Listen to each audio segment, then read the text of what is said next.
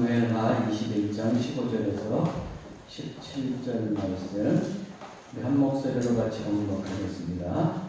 블레셋 사람이 다시 이스라엘을 치거늘 다윗이 그의 소아들과 함께 내려가서 블레셋 사람과 싸우더니 다윗이 피곤하며 거인 그의 아들 중에 무게가 300세겔 되는 노창을 들고 세 칼을 찬 아스비그놈이 다윗을 죽이려 하므로 수르야의 아들 아비새가 다윗을 도와 그 블레셋 사람을 쳐 죽이니 그때에 다윗의 추종자들이 그에게 맹세하여 이르되 왕은 다시 우리와 함께 전장에 나가지 마옵소서. 이스라엘의 등불이 꺼지지 말게 하옵소서 하니라. 아멘. 이제 강동주 목사님 나오셔서 다윗과 갈렙이라는 제목으로 은혜의 말씀 전해주시겠습니다.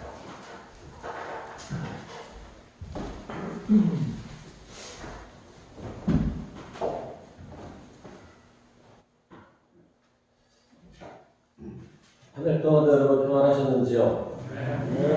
네, 감사합니다.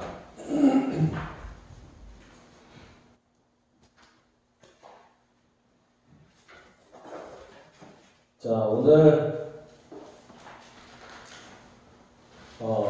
다윗에 대한 이야기를 좀 같이 나눌까 합니다. 다윗이 피곤하네요, 오늘. 다윗 임금께서 오늘 굉장히 피곤하십니다.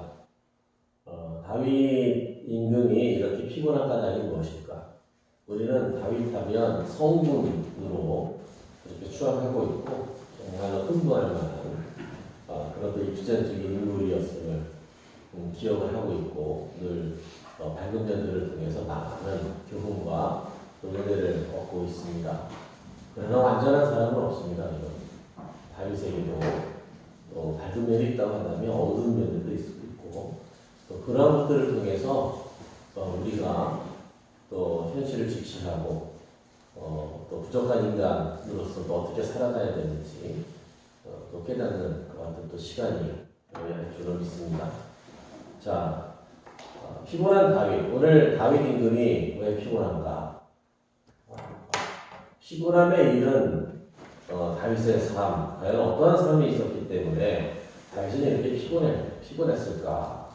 한번 생각을 해보고자 합니다. 자, 오늘 이 성경 본문이 있기 전에 어떤 사건들이 일어났냐 하면 다윗 왕이 피곤할 만한 일들이 벌어졌었어요. 그 중에 첫 번째가 보니까 자기의 사랑하는 아들인 압살롬. 어떻게 보면 압살롬이라고 하는 아들은 암놈이 죽었으니까 사실은 서열 1위입니다. 그 중간에 아들이 하나가 더 있었어요. 그리고 누구의 소생이냐 하면 아비가일 소생의 아들이 있었습니다. 근데 저는 참 기이한 게 이 아비가일 소생의 이 아들은 성경에 더 이상 등장하지 않고 있습니다. 왜 그랬을까? 무슨 병가 있어가지고 일찍 죽었던가? 아니면 저는 제 개인적인 생각은 그래요. 아비가일 굉장히 지혜로운 사람이거든요. 그와 같은 그 대본 경쟁에서 어떻게 보면은 자기 아들을 지혜롭게 빠뜨린 것이 아닌가. 그래서 어디선가 행복하게 잘 살고 있지 않을까 하는 그런 생각도 해보게 됩니다. 또 뭐가 있었어요? 압살롬의 반란이 끝나고 나니까 세바의 반란이 일어났습니다. 여러분, 이 압살롬의 반란과 세바의 반란은 서로 연결이 되어 있습니다. 암논이라고 하는 이 다윗의 아들이 다말이라고 하는 자기 여동생을 좋아했는데 엽기적인 애정 행각을 벌이게 됩니다. 그리고 동생 다말을 능욕하고 능멸하며 파멸에 이르게 만들었습니다. 그런데 다윗이 이 사건을 판결하지 않았어요. 압살롬은 그 사실을 가만히 마음속에 간직하고 2년이라고 하는 시간이 지납니다. 그러고서는 드디어 어떻게 암논에게 복수를 합니다. 그래서 암논을 죽이게 되죠. 그 일로 인해서 이 압살롬은 도망을 가게 됩니다. 그술이라고 하는 어머니의 고향이시요. 그쪽으로다가 도망을 가게 돼요. 근데 이 또한 다윗은 이 사건에 대해서도 판결을 하지 않고 있는 것을 보게 됩니다. 그래서 그 속에서 3년 동안 국비 생활을 하는데 이제 누구에게 이 다윗의 마음이 압살롬에게 향해 있는 것을 안 이 부하 장수가 어떻게 하죠? 요압이라고 하는 이 장수가 왕의 마음을 헤아려서 작전을 꾸며가지고 왕으로 하여금 압살롬을 용서하고 받아들일 수 있도록 그렇게 조치를 합니다. 그래서 3년 정도 있다가 압살롬이 귀국을 합니다. 귀향을 합니다. 근데 다윗은 받아들였을 뿐 저를 보지 않습니다. 거리를 둬요.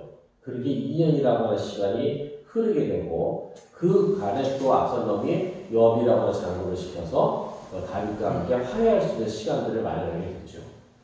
근데 또 여기서도 놀라운 일이 벌어집니다.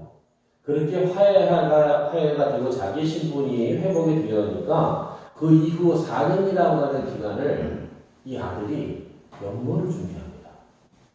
연모를. 그래서 일어난 반란이 바로 압살롬의 반란입니다. 여러분, 다윗 왕국에 있어서의 최대의 위기가 바로 이 압살롬의 반란이었다고 하는 사실을 여러분 아십니까? 그래서 이 반란은 결국은 다윗과 압살롬의 전쟁으로 이어지게 되는데 압살롬은 요압이라고 하는 장군에 의해서 척살이 되고 그리고 왕이 이제 다시 왕이 귀환하는 그런 복귀하는 다윗성으로 그런 때가 되었어요. 근데 여기서 이게 웬일입니까? 또 문제가 생겼네요. 유다 백성은 자기와 같은 민족이라고 해서 다윗을 먼저 모셔서 유다 땅을 건넜어요. 그러니까 이스라엘의 10개 지파들은 뭐라고 해요? 왜 너희들만 그런 일들을 왕을 모시는 일들을 하느냐 라고 하면서 이거 시비가 붙었네요. 네. 그러나 그러한 갈등 속에서 세바라고 하는 사람이 이 사람은 베냐민 지파 사람입니다. 아마도 사울하는 왕조와 사울하고 연관된 사람이에요. 뭐 들어볼 수가 있어요. 갈등이 생겨버리고 다시금 이것은 10개 지파와 또 남유다 지파 간의 갈등이 심화된 반란, 세바의 반란으로 이어집니다.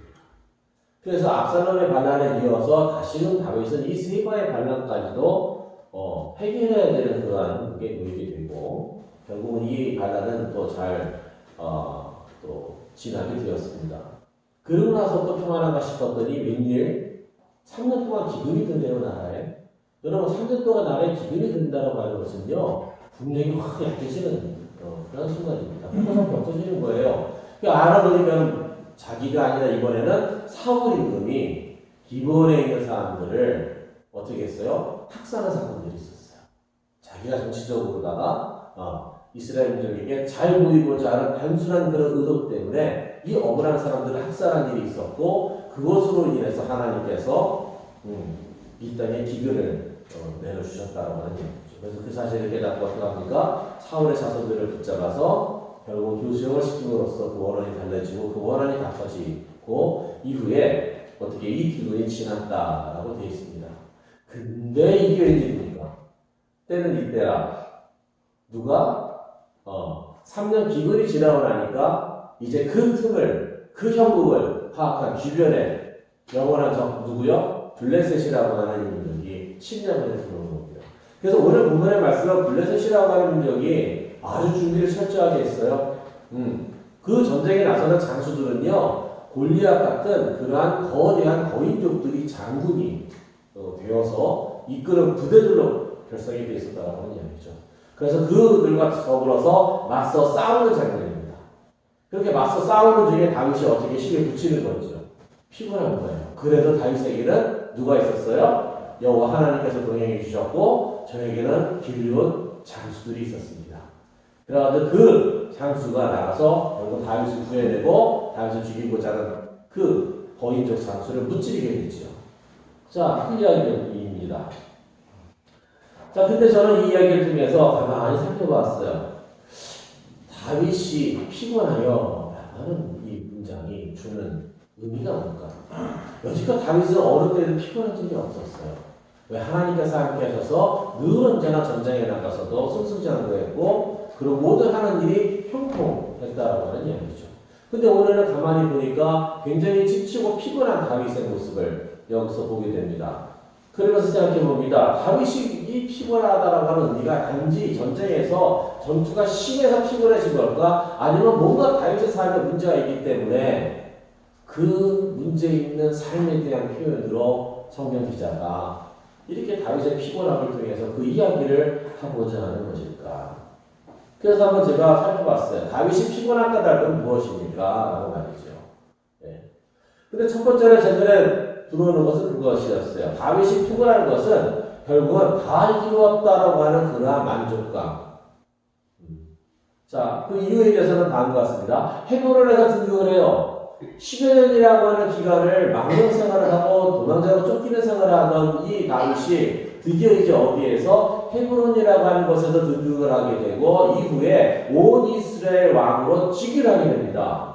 와, 드디어 기름 부음 받은 이 사건의 뜻이 이루어진 거예요. 거기서 끝납니까? 아니요. 다윗은 다윗성을 예루살렘을 자기의 개인 영지로 취득을 합니다. 그 굉장히 중요한 의미를 가지고 있는데 이 예루살렘이라고 하는 것은 베냐민 지파에 속해 있는 그 중간 지역에 있는 지역인데 사실은 어느 지파의 소유도 아니었어요. 왜냐하면 너무나 난공불락이 있었기 때문에 이스라엘의 지파들이 그 성을 함락시키지 못하고 있었어요. 그래서 거기에는 별도의 민족들이 살고 있었어요. 그것을 다윗이 가서 점령을 한 겁니다. 예. 그때도 미우셨어요. 너네 얼마든지 들어오려면 들어와라. 와, 근데 다윗이 그걸 점령하고 자기의 개인 영주를 삼습니다. 그래서 다윗성은 남쪽과 북쪽의 중간에 위치하면서 정치적인 중립지대가 됩니다. 거기다 또 법궤를 모시게 되죠. 그것으로 인해서 이제는 명실공히 전제 왕권이라고 하는 강력한 왕권을 구성하는 발판으로 삼게 되고 그 모든 절차들을 완료하게 됩니다. 이어서 다윗은 또 하나님께서 동행해 주시는 그 은혜로 그 힘을 덧입어서 어떻게 합니까? 주변에 있는 민족들을 정벌합니다. 그래서 주변에 있는 것들을 싹 정복해서 다 자기의 소국으로 삼아버려요. 조국을 바치는 존재가 되는 거예요. 예. 이스라엘을 중심으로 한 모든 나라들에 있어서 이스라엘을 넘볼 수 있는 나라가 하나도 없게 만들어버렸어요.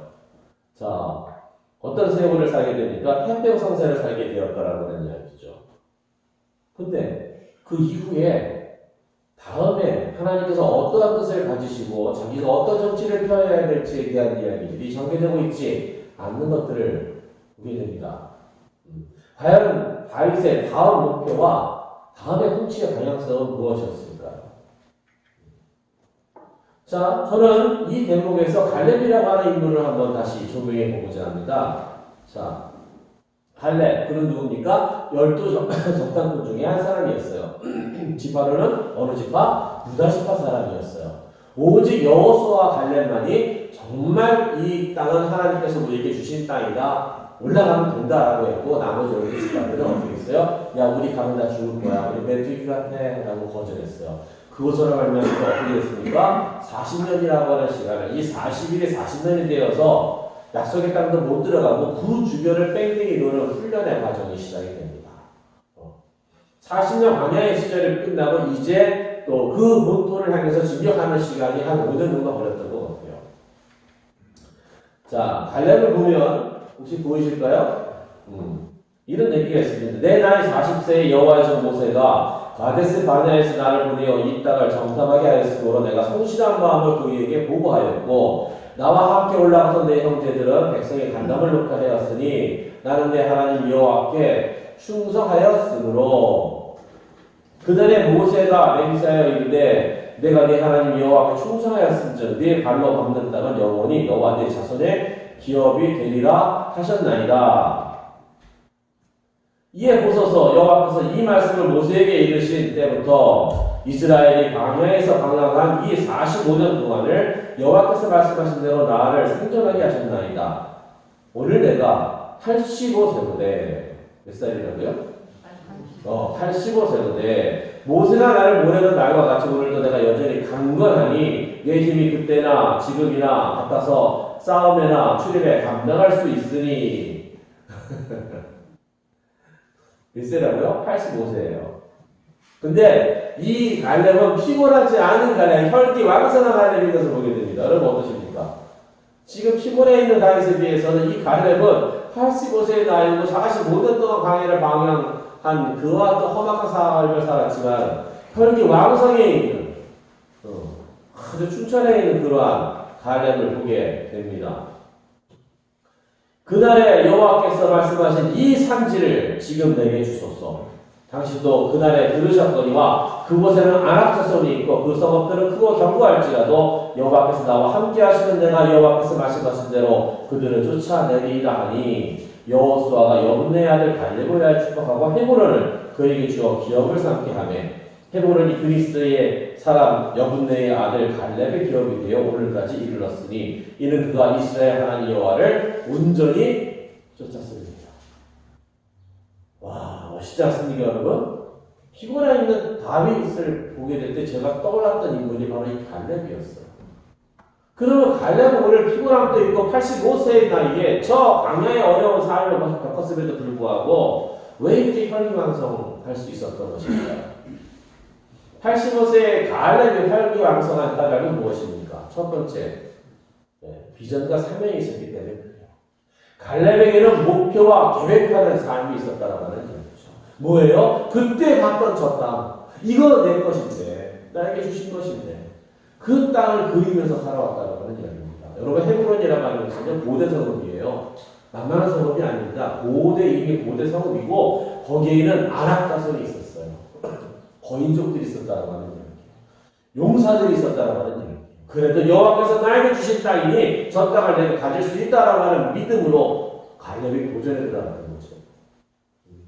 하나님이 함께 하시는 싸움이었습니다. 갈렙에게는 목표와 계획이 있었어요. 그걸 품고 살고 있었어요. 언제까지? 85세 나이까지. 그리고 또 갈렙이 혈기왕성할 수 있었던 이유는 뭡니까? 오늘 마지막 말에 보니까 이스라엘 하나님 여호와를 온전히 쫓았습니다라고 하는 말씀이 있어요. 여러분, 하나님과 동행하는 삶이었다라고 하는 이야기입니다. 하나님과 동행하는 삶. 여러분, 저는 다윗을 보면서 다윗이 이제 모든 것들이 완비되고 왕권이 안정이 되고 주변을 정복해서 이제는 태평성세가 된 그 모습 속에 혹시 목적과 방향을 잃어버린 그런 현실을 맞이하고 있었던 것은 아닌지를 다시 한번 여기서 생각해 보게 됩니다. 그래서 첫 번째 요소로 다윗이 피곤한 까닭이 목적과 방향성이 분명하지 않았지 않겠느냐. 불분명한 삶을 살지 않았겠느냐.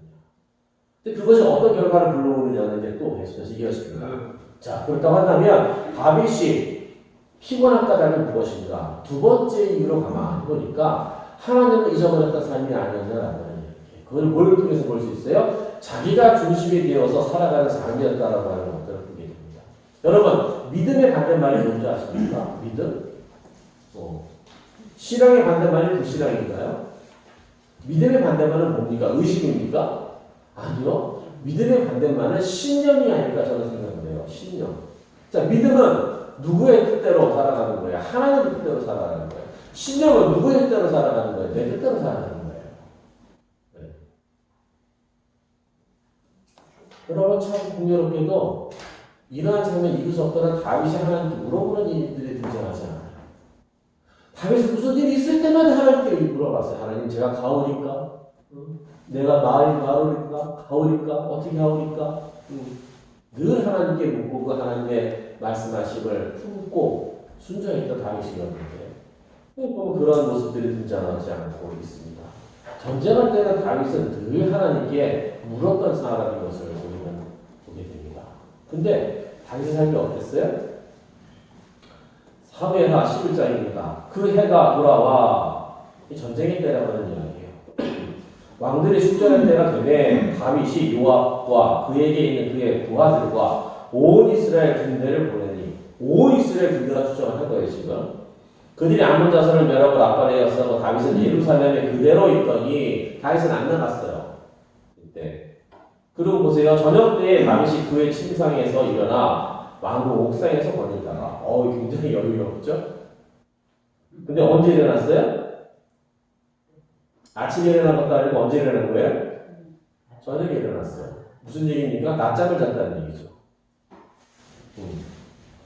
온 이스라엘 군대와 장군들이 다 전장에 나가야 되는데 자기는 낮잠을 들고 있었다고 하는 이야기예요. 그리고 여유롭게 옥상을 어떻게 하는 거예요? 거들었다. 그곳에 보니 한 여인을 목욕을 하고 있는데 시름이 아름다워 보이는지라. 여러분 이 사건을 마셔야 돼요. 그 결과는 무엇이었어요? 다윗이 피곤한 까닭. 세 번째, 하나님을 잊어버린 다윗이 아니었을까? 결국 하나님을 잊어버리게 되자 다윗의 삶은 어떻게 됩니까? 빗나가게 됩니다. 여러분 죄라고 하는 뜻이 결국 빗나가다라고 하는 의미인 거 아십니까? 내가 가야 할 방향에서 그 길에서 어긋나가는 것이 그게 죄의 본래적인 뜻이에요.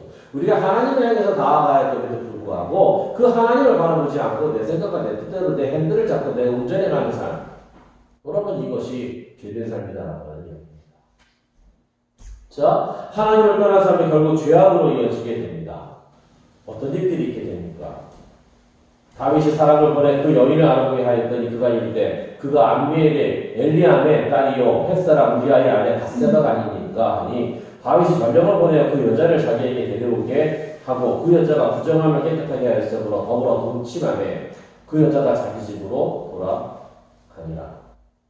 그리고 어떤 일이 일어나죠? 임신하게 됩니다. 그러니까 한 번의 사건이 아니었다라고 하는 이야기죠.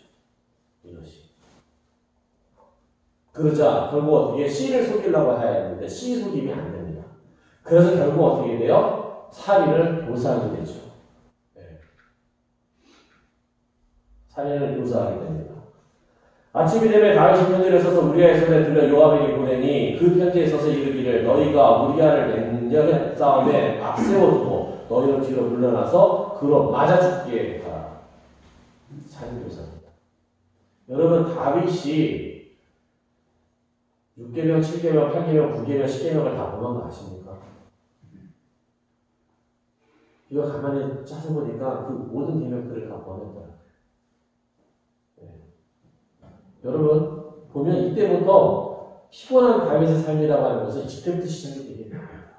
이때부터. 그리고 하나님은 저를 징계하십니다. 여러분. 그의 목숨을 회개함으로 말미암아 살려주실지 모르지만 그의 죄에서는 강구하지 않으셨어요. 하나님께서. 그 대가를 철저하게 치르도록 만드셨다라고 하는 이야기입니다. 이때부터 시작된 다윗의 피곤에 이끌려 살아가는 삶. 그리고 이런 이야기가 이루어져요. 성경에는 아주 기가 막히죠. 어떻게 되어 있습니까? 그 후에 이 일이 있습니다. 여기서 말하는 그 후는 뭐예요? 바세바와의 사건. 그 후에 어떤 일이 있는 겁니까? 암논의 일, 암논과 압살롬의 일이 벌어지게 되는 거예요. 이 사건을 계기로 해서 이 이후에 다윗의 삶이라고 하는 것은 엄청나게 평지풍파와 피바람이 부는 고난의 역경의 삶이 이어지게 된다고 하는 이야기입니다. 자, 그런데 말입니다. 제가 김상준은 아니지만 그런데 말입니다. 여기서 우리가 주목해야 될 사람이 여섯 사람이 있습니다. 아히도벨이라고 하는 사람입니다. 아히도벨.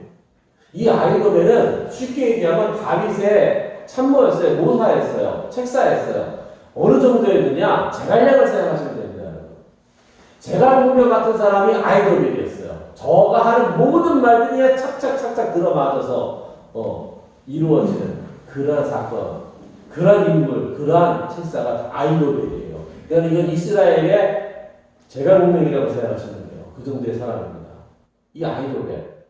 자, 아히도벨 그는 어떤 사람인가? 오늘 이 두 본문이 만약에 두 본문에 등장하는 여기에 있는 엘리암이라고 하는 이 사람이 동일인이라고 한다면 이 아히도벨이라고 하는 사람은 누가 되느냐? 보이세요? 그렇죠? 보이시죠? 이 엘리암이라고 하는 사람이 동일이라고 한다면 아히도벨은 누가 되느냐? 아히도벨은 바세바의 할아버지입니다. 여러분 어떻습니까? 바세바의 할아버지. 그 아히도벨 입장에서 보면은 자기 손녀의 가정이 풍비박산나는 거예요. 자기 사위를 그렇게 척살해서 죽이고, 자기 손녀는 데려다가 첩으로 삼고, 자기와 자기 아들은 다윗의 왕정에 충성을 다하는 사람이었는데 목숨을 내놓고 여러분 어떻게 했어요? 이야, 압살롬과 아이도벨의 만남이라고 하는 것은 여러분 단순한 만남이 아니었음을 저는 보게 됩니다. 그리고 희한한 게 하나 있었어요. 다윗이 도망갔을 때에 아이도벨이 압살롬의 교회를 합니다. 자, 이 남겨진 후궁하고 백주대낮에 어떻게 해라? 잠자리를 같이 하라고 모든 사람이 모으라고 했습니다. 이거 뭘 연습하게 합니까? 다윗이 바세바라는 그 사건의 연습입니다. 그리고 하나님께서 이미 다윗에게 그러한 징계의 말씀을 주셨어요. 그게 거기에서 이루어진 것들입니다. 여러분 무섭지 않습니까? 다윗이 바세바와 사이에서 벌어진 사건은 단순한 치정 사건이 아니었다라고 하는 이야기예요. 이건 단순한 치정의 문제가 아니었어요. 자기 통치에 있어서의 어떤 것들 신뢰를 잃어버리고 근간이 흔들리는 아주 놀라운 무서운 사건이었다고 하는 이야기죠. 한순간에 일어나요. 한순간. 여러분 결국 다윗이 피곤할 수밖에 없는 것입니다. 이 이후로다가 보면은 다윗에게 변변치 않은 일들이 계속해서 일어나는 것들을 보게 됩니다. 자, 다윗이 비록 피곤한 까다 그것은 목적과 방향을 상실한 삶이었기 때문이었다고 저는 생각을 해보았습니다. 목적과 방향을 상실한 삶은 아니었죠. 두 번째, 하나님을 잊고 자기 중심적으로 살아가는 삶이었기 때문은 아닙니다. 세 번째, 다윗의 빈당한 삶이 만들어낸 결과였다라고 하는 얘기죠. 다윗의 빈당한 삶이 만들어냈고. 자, 여러분, 나의 인생을 바꾼 7가지라고 하는 이 책을 쓴 피터 드러커라고 하는 분이 계신데, 여러분이 뭐 경영학의 아버지다라고 일컫는 분입니다. 그분이 쓴 책인데, 거기에서 자기 인생을 바꾼 7가지에 대해서 소개해 주고 있어요. 첫 번째가 뭐냐면, 인생의 목표와 비전을 가지라. 다 읽어볼까요? 시작. 인생의 목표와 비전을 가지라. 네, 그 첫 번째 목표를 담았어요. 두 번째는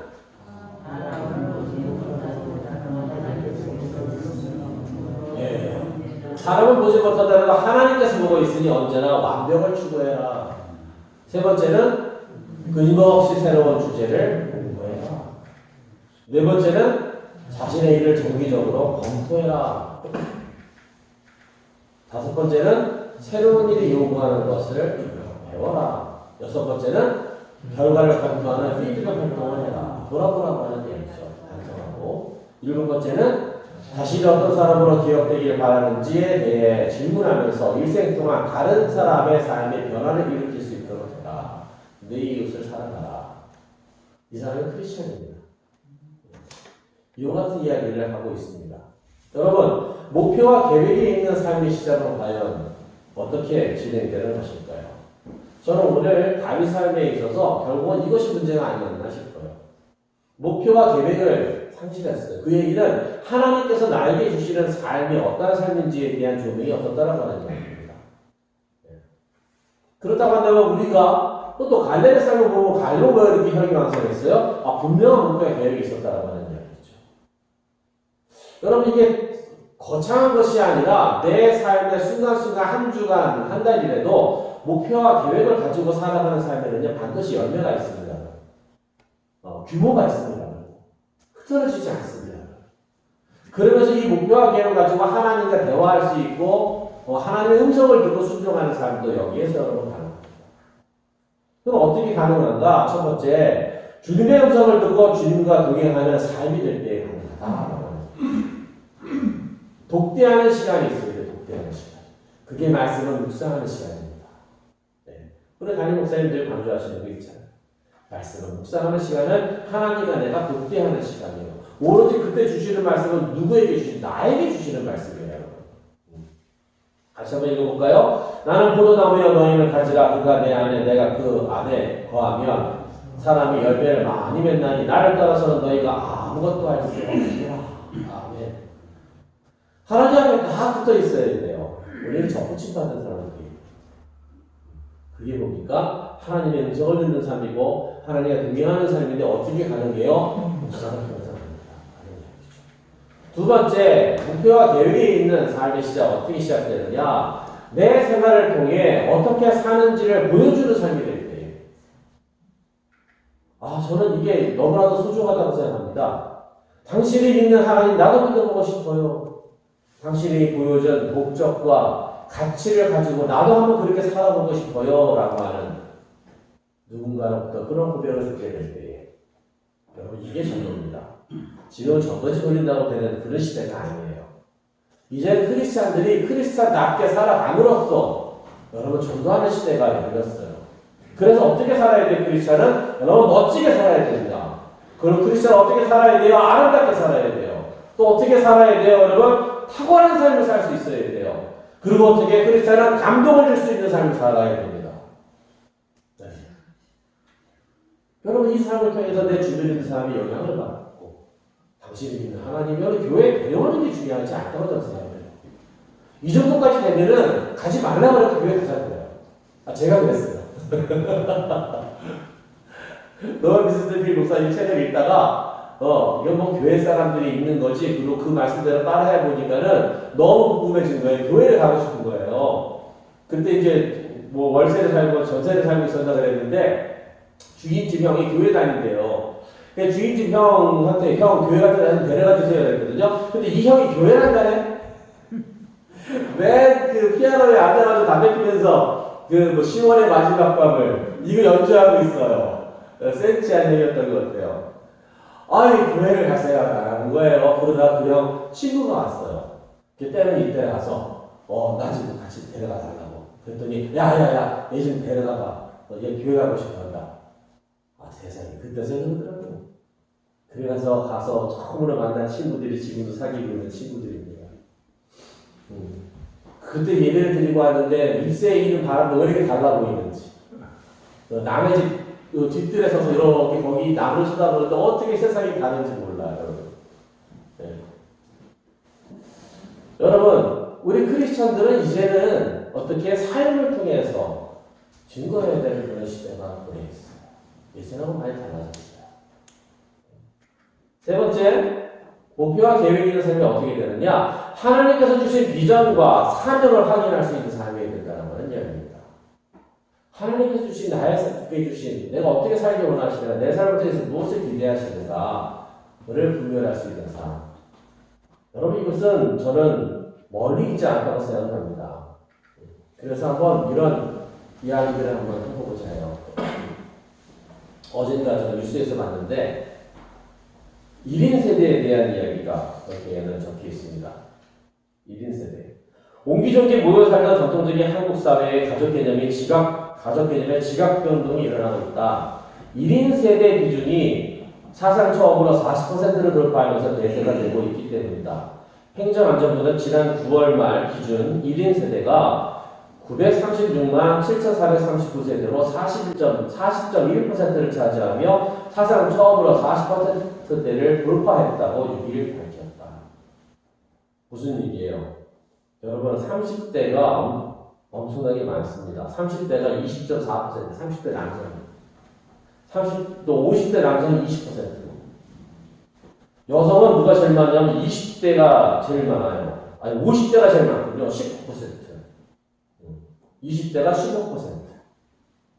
외로운 시대가 되었다는 이야기입니다. 외로운 시대. 그렇다고 한다면 하나님 주신 비전과 사명, 다른 건 내 자세히는 몰라도 한 가지는 분명히 어떻게 영혼을 사랑하는 일, 내 이웃을 사랑하는 일. 여러분 이거는 우리의 공통적인 비전과 사명 아니겠습니까? 어떻게 가능해요? 그들과 그들의 이웃이 되어주십시오. 그들에게 크리스찬인으로 살아갈 때 어떻게 아름답고 멋지고 감동스럽고 탁월하게 살아가는지를 보여주십시오. 그럼 그들은 당신이 믿는 하나님 나도 믿어보고 싶다고 분명하게 저는 그런 고백을 하게 될 줄로 여러분 믿습니다. 네. 여러분 규모 있는 삶을 살아가고 하나님과 동행하는 삶을 살기 위해서는 반드시 우리들의 삶에 목표와 계획이 있어야 된다고 저는 생각합니다. 그럴 때 크리스찬들도 규모 있는 삶을 살게 될 뿐만 아니라 어떻게 해요? 하나님의 뜻을 이뤄갈 수 있는 사명을 살아갈 수 있는 삶이 될 것으로 믿습니다. 여러분 저는 이걸 가리켜서 뉴스에는 아무렇게 보도했지만 저는 황금오장이라고 하는 말을 쓰고 싶습니다. 황금오장. 이제 뭐가 중요한 거예요? 그래서 내 삶이 중요한 거예요. 여러분의 삶이 아름답기를 축원합니다. 여러분의 삶이 감동이 있기를 축원합니다. 여러분의 삶이 탁월하기를 축원합니다. 여러분 그래서 그 삶으로 하나님께 영광을 돌리고 내 이웃을 사랑하시기 바랍니다. 기도하겠습니다. 살아계신 하나님 감사합니다. 피곤한 다윗과 혈기 왕성한 다윗을 봅니다. 무슨 차이일까요? 결국은 하나님을 품고 살아가는 사람과 그러지 못한 사람의 차이였음을 보게 됩니다. 하나님을 품는 사람에게는 비전과 사명이 있고 목표와 계획이 있음도 알게 되었습니다. 또한 하나님을 품고 살아가는 삶이 또 이런 목표와 계획을 이루어가는 과정 중에서 하나님의 음성을 듣고 동행하는 삶을 또한 깨닫게 되었습니다. 하나님 나이와 상관없이 우리의 생명이 있을 때에는 분명히 이 땅에 사는 날 동안 나에게 주신 하나님의 뜻이 있는 줄로 믿습니다. 아버지 하나님 이 뜻을 발견하고 이 뜻을 이루어갈 수 있는 저희 전일교회 성도들의 삶이 되기를 간절히 원합니다.